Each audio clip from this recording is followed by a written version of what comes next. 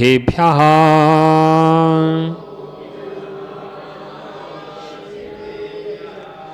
ॐ नमः सिद्धेभ्यः।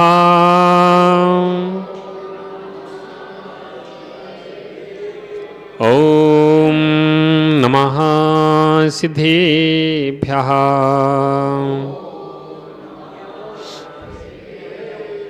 मंगलम भगवान वीरो मंगलम गौतमो गणी मंगलम कुंद कुंदाद्यो जैन धर्मोस्तु मंगलम सर्वमंगल मांगल्यम सर्वकल्याणिकारकम प्रधानां सर्वधर्माणां जैनम जयतु शासिनम जैनम जयतु शासिनम जैनम जयतु शासिनम। नमो अरिहंताणं नमो सिद्धाणं नमो आयिरीयाणं नमो अध्यायाणं नमो लोये सब्बसाहुणं। जय बोली अनंतानंत सिद्ध परमेष्टि भगवान की। अच्छे से जय बोलो। लगना चाहिए कि हाँ बैठे हैं गुलाब वाटिका में। कहाँ पर बैठे? गुलाब वाटिका। कौन सी वाटिका? गुलाब वाटिका। बताओ, गुलाब की वाटिका में कोई जाए और चेहरा उदास बना रहे तो क्या फायदा? जय बोलिए आदि ब्रह्मादिनाथ भगवान की। जय बोलिए शांतिनाथ भगवान की। जय बोलिए चिंतामणि पार्श्वनाथ भगवान की। जय बोलिए वर्तमान शासना के महावीर भगवान की। 2400 तीर्थंकर भगवान की। जय बोलिए परम पूज्य तपस्वी सम्राट आचार्य गुरु 108 सन्मति सागर जी महाराज की। आचार्य 108 सुनील सागर जी महाराज की। द्वादशांग जिनवाणी माता की।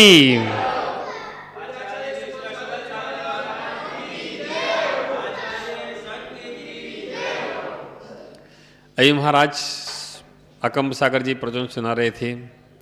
दान देना चाहिए, दान का फल। आहार दान, औषधि दान, अभय दान, ज्ञान दान। कितने प्रकार के दान होते हैं? कितने प्रकार के? 4 प्रकार के। कितने प्रकार के? 4 प्रकार के। औषधि शास्त्र अभय आहारा। औषधि, औषधि यानी दवाई। किस लिए दी जाती है दवाई? तबीयत खराब हो जाती है, स्वास्थ्य बिगड़ जाता है तो औषधि दी जाती है, दवाई दी जाती है। तबीयत खराब होती है तो नहीं होती है? होती है। हाँ, तबीयत खराब होती तो औषधि दी जाती है, दवाई दी जाती है। जुखाम हो गया, खांसी हो गई, बुखार आ गया तो औषधि देना।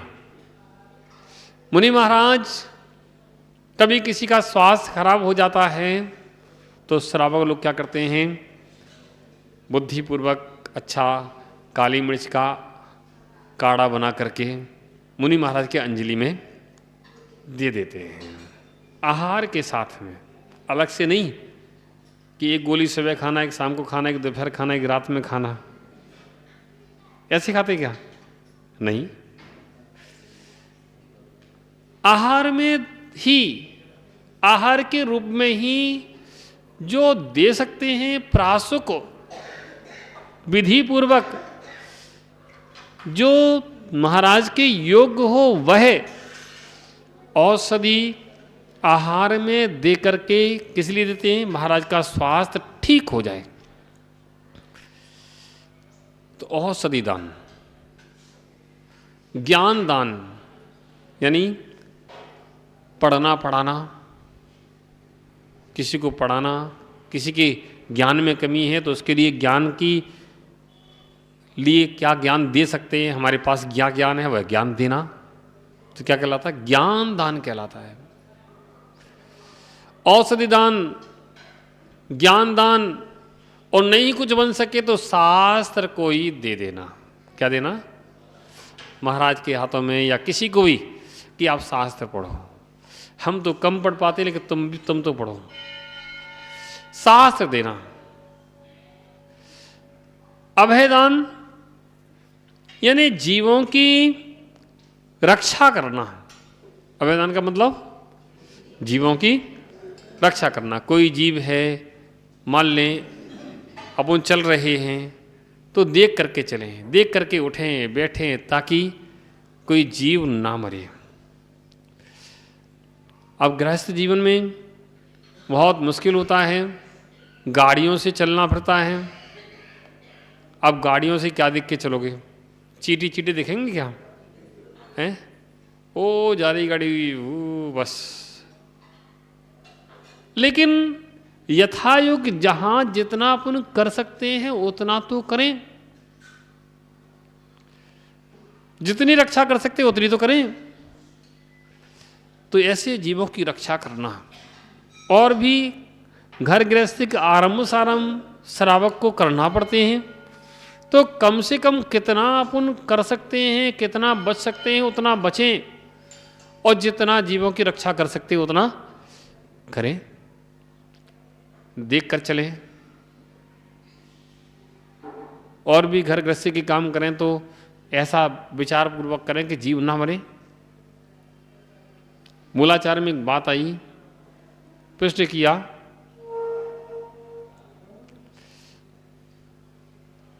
मूलाचार में प्रश्न किया कि हे भगवान, पग पग पर पाप हैं, पग पग पर पाप हैं, जहां पैर रखते हैं वही हिंसा हो जाती है, कोई काम करते वही हिंसा होती है, वही पाप लगता है। क्या करें कि पाप ना लगे? खाते हैं तो पाप लगता है, पानी पीते हैं तो पाप लगता है। कितने ही जगह हमारी क्रियाएं होती हैं कई प्रकार की, स्नान करना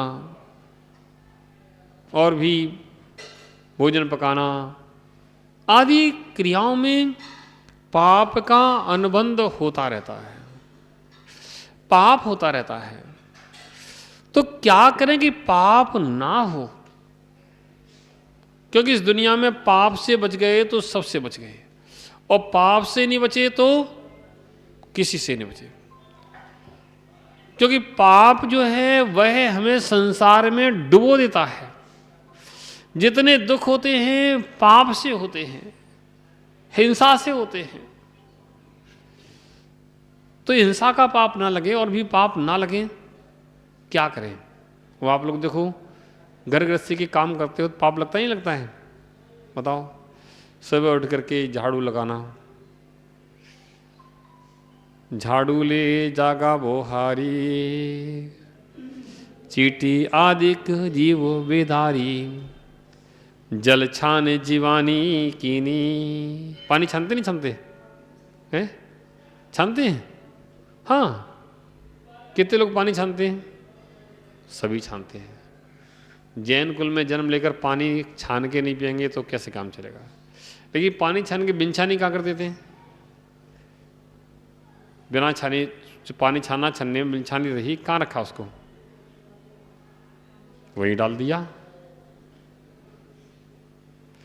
तो क्या जीवन की रक्षा हो पाई? नहीं हो पाई। जल छान जीवानी कीनी, सोहू पुनि डारे जुदीनी, वही डाल दी, उनकी रक्षा नहीं हो पाई। क्या हुआ? पाप हुआ कि नहीं हुआ? अब आजकल तो टोंटी लगी हैं, पानी छान करके जीवानी करके कहाँ ले जाऊं? पहले कुएं थे, आज भी कुएं हैं, ऐसा नहीं है कुएं ना हो, लेकिन कुएं से पानी भरने वाले नहीं हैं। कुएं तो हैं लेकिन कुएं से पानी भरने वाले नहीं हैं। इसीलिए महाराज का चौका लगाने में डर लगता है, कौन पानी लाएगा, कहाँ से लाएगा? और कदाचित कोई कुआं बन भी गया, आजकल तो बहुत अच्छे कुएं बन गए, पहले कुएं थे रस्सी से पानी खींचना पड़ता था, आज तो मोटर से पानी खींचता है। क्या बात है बताओ। बटन दबाया रस्सी अंदर गई, बटन दबाया रस्सी बाहर आ गई, बाल्टी आ गई। सब कैसा हो गया, सब सुविधाओं से जुट गया, कुएं भी सुविधा वाले बन गए। पहले कुएं से पानी भर के लाते थे महिलाएं, 2-2 3-3 क्या बोलते हैं, मटका या घड़ा, कलसा सिर पे रख लेते थे और आ जाते थे। आज एक कलसा रख दो तो गर्दन ही टूट जाए। तो बिंछानी का जल कहाँ डाल दिया, वहीं डाल देते हैं, तो पाप तो लगता है। जल छाने जीवानी कीनी, सोहु पुनि डारे जो दीनी, नहीं जल थानक पहुँचाई, क्रिया बिन पाप ओ पाई, जल मल मोरिंड वायो। अब आप लोग जाते हैं ना वो फ्लैश में, क्या में डालते हैं, फ्लैश में, तो पानी डालते ही डालते हैं। तो बताओ उसमें जो जीव होंगे मरेंगे नहीं मरेंगे? बेटा क्या कर रहे हो तुम, मरेंगे नहीं मरेंगे? वो सारे जीव, अब पानी तो डालना ही पड़ेगा। जल मल मोरिंडेर गरवायो, क्रम कुल बहु घात करायो, नदियन विचे चीरे धवाए। कपड़े धोते नहीं धोते हैं, पानी साबुन का कहाँ जाता है? नालियों में। नालियों में जीव होते कि नहीं होते हैं? होते। मरेंगे जिंदा रहेंगे बताओ? थोड़ा सा साबुन का पानी आंखों में लग जाता कैसा लगता है? कष्ट होता, जलन होती है। और वह पानी नाली में बहता हुआ जब जाता है तो वहां के जीव मरेंगे नहीं मरेंगे? मरेंगे। ऐसे कितने ही जीव का विघात इस जीव के द्वारा हो जाता है और पाप का संचय होता है। कितने जीवों की रक्षा कर सकते हैं, यह हमारा प्रयत्न हमेशा रहना चाहिए। तो बता रहे थे कि मूलाचार में प्रसंग आया कि भगवान कैसे चलें, कैसे उठें, कैसे बैठें, कैसे खाएं, कैसे पिएं कि पाप ना हो, पाप ना हो, पाप ना बधे। तो आचार्य कुंद स्वामी ने एक ही बात कही, यत्नाचार प्रवृत्ति। क्या करना? यत्नाचार प्रवृत्ति, यानी यत्न पूर्वक चलो, यत्न पूर्वक उठो, बैठो, खाओ, पियो, यानी देख करके, शोधन करके किसी जीव का विघात ना हो जाए। ऐसे जीवों की हिंसा से बचना अहिंसा कहलाता है। और सबसे बड़ा दान अहिंसा का दान है। कौन सा दान? अहिंसा का दान। अगर आप पाप से बच गए हो, हिंसा से बच गए हो, तो तुम्हारे सारे दान हो गए, और हिंसा से नहीं बच रहे हो तो उसके पीछे सारे दान तुम्हें करना ही चाहिए। साधु लोग अपने हाथ में पीछी कमंडल लेके चलते हैं। पीछी किस लिए लेते हैं? जीवों की रक्षा के लिए। कहीं बैठते हैं तो पीछे से परमार्जन कर देते हैं, कहीं बैठ उठते हैं, कोई सामान रखते हैं, उठाते हैं, पुस्तक रखना, कमंडल रखना, उठाना, कोई भी काम करना तो पीछे से परमार्जन करते हैं। तो आप लोग करते हो क्या? नहीं कर पाते। कैसे करें? अरे एक रूमाल तो रख सकते हैं ना, रूमाल रखें, देखें और धीरे से रूमाल से परमार्जन करें और बैठ जाएं, तो पाप से बच जाएंगे। और तुमने अगर ऐसे ही बैठ गए, ऐसे ही उठ गए, तो पाप का बंध। मतलब कोई चींटी है, कोई चूही है, छोटे छोटे जीव हो सकते हैं, तुम्हें आंखों से नहीं दिख रहे हैं, तो एक रूमाल से अपन ऐसे परमार्जन करके ऐसे ही बैठ सकते हैं। कभी देखना भैया दीदी लोगों को जब बैठते हैं तो रूमाल से परमार्जन कर लेते हैं। तो ऐसे पाप से बच सकते हैं कब? जब हम प्रयत्नपूर्वक कार्य करें। जीवों की रक्षा करना ही सबसे बड़ा धर्म बताया गया है। जीवों की रक्षा, अभयदान क्या कहलाता है? अभयदान, उनके प्राणों को बचाना, उनके जीवन की रक्षा करना। अभयदान के बाद औषधि शास्त्र अभय आहारा, आहार दान देना। आहार देने से क्या होता है? यह शरीर भोजन का कीड़ा है, अगर इसको भोजन नहीं मिलेगा तो टिकेगा नहीं। इसको टिकाना है तो उसको भोजन देना पड़ेगा। भोजन दोगे तो ये बना रहेगा, अन्यथा ये साथ छोड़ देगा। तो इसलिए शरीर को भोजन देना पड़ता है। मुनराज दिन में 24 घंटे में कितनी बार करते हैं? एक बार। एक बार करते हैं, 2 बार करते हैं? और 2 बार कर लें तो है? अगर कोई साधु दोबारा भी उठ जाए तो आप आहार दोगे नहीं दोगे? है? सुबह आहार करके आए और शाम को फिर आ जाए, कहोगे हे स्वामी नमोस्तु नमोस्तु, आइए आइए, तो हे स्वामी जाइए जाइए जाइए। कि साधु एक बार आहार करता है, श्रावक 2 बार करता है, कदाचित कोई 3 बार भी करता है, लेकिन 2 बार श्रावक का आहार 2 बार का माना गया, साधु का आहार 1 बार का। 1 बार के खा करके उसको संतुष्ट हो जाता है, उसके सब तृप्ति हो जाती है ना। तो साधु के लिए 1 बार श्रावक अपने हाथ से प्रासुक आहार बना करके 1 बार वह क्या करता है? मुनराज के हाथ में रखता है। वह आहार दान कहलाता है। आहार दान का भी बहुत बड़ा प्रभाव है। आहार, साधु को आहार दान देने से चारों दान एक साथ हो जाते हैं। कैसे? साधु के लिए आहार दान देने से चारों दान एक साथ हो जाते हैं। एक तो आपने आहार दान दिया है, दूसरा औषधि दान जिसे कहते हैं, तो आहार भी एक औषधि है। आहार से शरीर सुरक्षित रहता है, आहार भी एक औषधि है, तो औषधि दान हो गया। फिर साधु आहार करते हैं तो अपना स्वाध्याय करते हैं। अगर आहार नहीं करेंगे तो स्वाध्याय कैसे करेंगे? आहार करके ही तो स्वाध्याय कर पाते हैं। आहार नहीं मिलेगा तो शरीर नहीं टिकेगा, स्वाध्याय ज्ञान ध्यान नहीं कर पाएंगे। तो आपने ज्ञान दान भी कर दिया। और कौन सा? अभयदान। जब आपने साधु को आहार दिया तो उनके जीवन की रक्षा हो गई।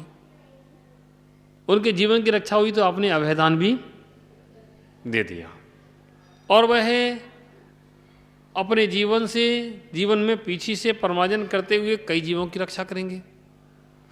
तो आपने एक आहार दान दे करके चारों ही दान का फल प्राप्त कर लिया। आहार दान का इतना बड़ा महत्व है। ज्ञान दिया तो आपने एक व्यक्ति को दिया, ज्ञान दिया तो एक व्यक्ति को दिया, एक ही दान हुआ, है ना। कदाचित उसमें भी लगा सकते हैं, लेकिन आहार दान देने से चारों ही दान का फल मिल जाता है।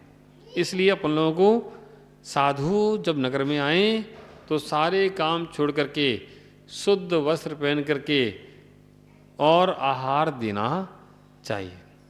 एक सज्जन मुझसे बोले, महाराज थोड़ी सी छूट दे दिया करो आहार में, तो आहार में संख्या बढ़ जाए। मैंने क्या छूट दो? कि महाराज सर्दी पड़ रही है, हम लोग पैंट शर्ट में आहार दे दें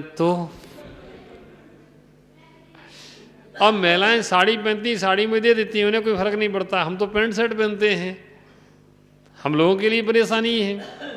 आप पैंट शर्ट में हाल ले लिया करो, ठीक है ना, ले लिया करें। नहीं क्यों? और तुम्हारे तो तुम तो देते ही हो, तुम्हें क्या है। आपके पैंट शर्ट ठीक हैं, लेकिन साधु के आहार की चर्या के लिए जो वस्त्र जिस प्रकार के परंपरा से चले आ रहे हैं, वैसे ही वस्त्र हमारे आगम में मान्य हैं। पैंट शर्ट से आहार देना मान्य नहीं है। अब सो धोती दुपट्टे पहने तो कम से कम पता तो कि शुद्ध वस्त्र पहने हैं। पैंट शर्ट में अरे महाराज धुला धुलाया है, ड्राई क्लीन से भी धुल के आया है ना, तो वे वाले वस्त्र नहीं चलते हैं, है ना। ऐसे साधुओं के लिए आहार दान जरूर देना चाहिए। कुछ करो ना करो, लेकिन आहार दान जरूर देना चाहिए, है ना। और एक दृष्टांत सुना होगा आप लोगों ने आहार दान के विषय में। एक बार एक राजा जंगल में, राजा रानी थे, पड़ाव पड़ा था, आहार बनाया, भोजन बनाया, और भोजन करने से पहले पड़गाहन किया। क्या किया? पड़गान किया मुनि महाराज का। जब मुनि महाराज का पड़गान किया, मुनि महाराज पड़ गए। मुनि महाराज का आहार हो रहा था। उस जंगल में राजा और रानी आहार दे रहे थे, तो 4 जीव खड़े होकर के उन दान की अनुमोदना कर रहे थे। कितने जीव थे? 4। कौन कौन से थे बताओ, किसको पता है? अब थोड़ी सी कह सकते जाओ तो और बैठ जाएंगे लोग, उससे हो जाओ, तुमसे नहीं बोल रहे उनसे। 4 लोग दान दे रहे थे। कौन कौन? एक शेर का जीव था, दूसरा नेवली का जीव था, सुअर का जीव था, और बंदर का जीव था। 4 जीव दान दे रहे थे, उन्हें दान की अनुमोदना कर रहे थे। राजा और रानी आहार दे रहे थे, और 4 जीव दूर से देख रहे थे, अनुमोदना कर रहे थे कि भगवान मेरी इस पर्याय में सामर्थ्य नहीं है कि मैं दे सकूं, मेरी इस पर्याय में सामर्थ्य नहीं है कि दे सकूं, इसलिए मैं अनुमोदना कर रहा हूं कि मुंडराज के आहार निरंतराय हो, मुंडराज के आहार निरंतराय हो। क्यों? क्योंकि वो दे नहीं सकते, जानवर हैं, त्रिंच हैं, त्रिंचों से साधु आहार नहीं ले सकते हैं।